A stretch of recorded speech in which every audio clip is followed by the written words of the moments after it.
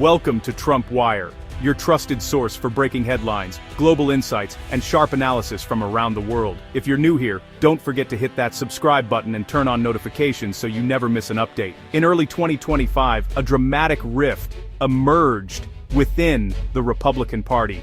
Senior GOP senators, including John Thune and J.D. Vance, quietly flew to Ottawa to address a spiraling trade dispute with Canada, without Donald Trump's approval.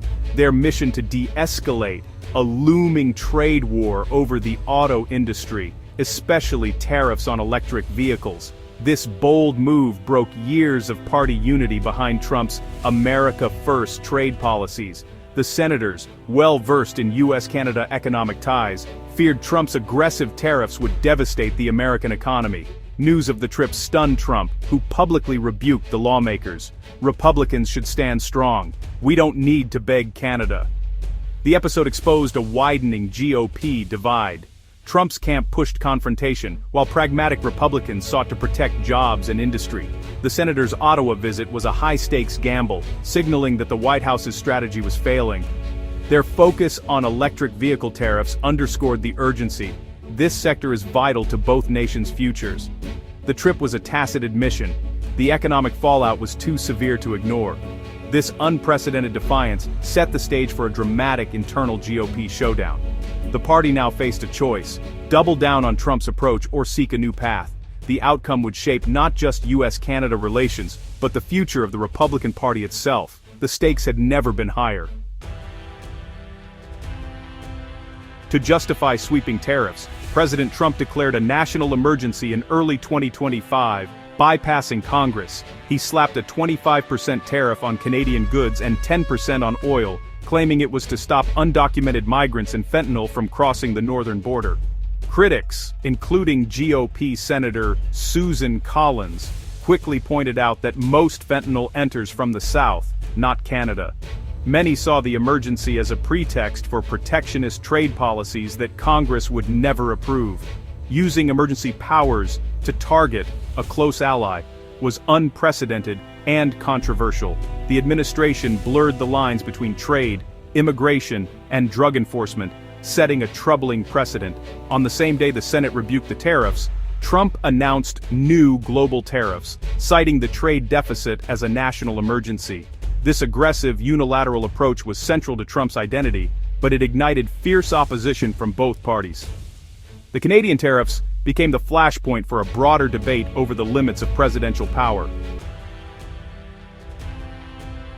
Trump's tariffs on Canada fractured the GOP. In April 2025, the Republican-led Senate voted 51-48 to reject Trump's national emergency declaration, a stunning rebuke. Key defectors included Susan Collins, Lisa Murkowski, Rand Paul, and even Mitch McConnell, signaling deep concern at the party's highest levels.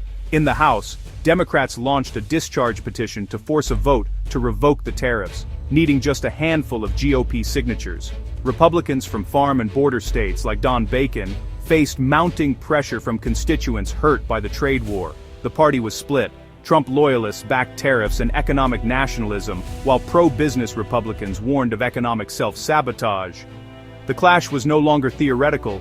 Factories and farms were already feeling the pain. The rebellion showed that the future of American trade policy was up for grabs. The GOP's internal battle was now public, with the nation's economic stability at stake. The outcome would define the party's direction for years to come. The U.S.-Canada trade fight centers on the auto industry's tightly woven supply chains. A 25% tariff would spike production costs, disrupt decades-old manufacturing networks, and raise car prices for American families. Automakers warned of factory slowdowns and job losses in states like Michigan and Ohio. The dispute comes as both countries race to lead in electric vehicles, competing for battery plants and critical mineral supplies. Tariffs threaten to derail this transition, making North America less competitive globally. The GOP senator's Ottawa trip focused on EVs, recognizing that a trade war would be mutually destructive. Canada's reserves of lithium, nickel, and cobalt are essential for U.S. EV ambitions. Cooperation is crucial, but tariffs have pushed both nations toward confrontation. The future of the auto industry and thousands of jobs hangs in the balance. Canada refused to back down, promising swift retaliation against U.S. tariffs. Prime Minister Trudeau warned of proportional tariffs on American goods, escalating the economic standoff. Canada also ramped up incentives to keep auto manufacturing and EV investment at home. The real leverage. Canada's vast reserves of critical minerals like nickel, cobalt, and lithium, vital for EV batteries. As the U.S. seeks to reduce reliance on China, Canada is its natural partner, but only if treated as an equal. Canadian leaders made clear access to these resources depends on a fair partnership, not bullying. The U.S. risks alienating a crucial supplier just as the green energy race heats up. Canada's firm stance has complicated U.S. calculations and raised the stakes for a diplomatic solution. The message North American cooperation is non-negotiable if both nations want to lead in the industries of the future. The trade war's impact is felt far from Washington. Auto plants face higher costs and layoffs as cross-border supply chains break down. Farmers, a favorite target for Canadian retaliation, risk losing access to a vital export market just as they struggle with high costs and volatile prices. Tariffs on Canadian goods drive up prices for everything from lumber to aluminum, squeezing small businesses and fueling inflation. The economic pain is widespread.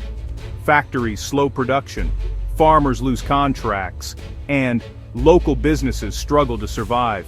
Lawmakers hear daily from constituents about lost jobs and rising costs. The fallout is fueling bipartisan calls in Congress to reverse course. Trade policy isn't abstract. It's hitting families and communities in real time. The pressure to find a solution is mounting as economic distress spreads. Congress is fighting back against presidential overreach on trade. Lawmakers argue that decades of delegating tariff power to the executive have gone too far. The Bipartisan Trade Review Act of 2025, led by Senators Grassley and Cantwell, would require Congress to approve any new tariffs within 60 days, or they expire. The bill aims to restore checks and balances, forcing presidents to justify drastic trade moves. Support is growing, especially after the Senate's rebuke of the Canadian tariffs. Lawmakers want a say before trade wars upend the economy. The push to reclaim authority is a direct challenge to Trump's unilateral approach. The future of U.S. trade policy may soon be back in Congress's hands. For American families, the trade war means higher prices and greater uncertainty. Tariffs on Canadian goods drive up costs on cars, groceries, and everyday items. A 25% auto tariff could add thousands to the price of a new car, putting it out of reach for many. Retaliation from Canada means more expensive food and lost export markets for U.S. farmers. Inflation squeezes household budgets, forcing tough choices at the checkout.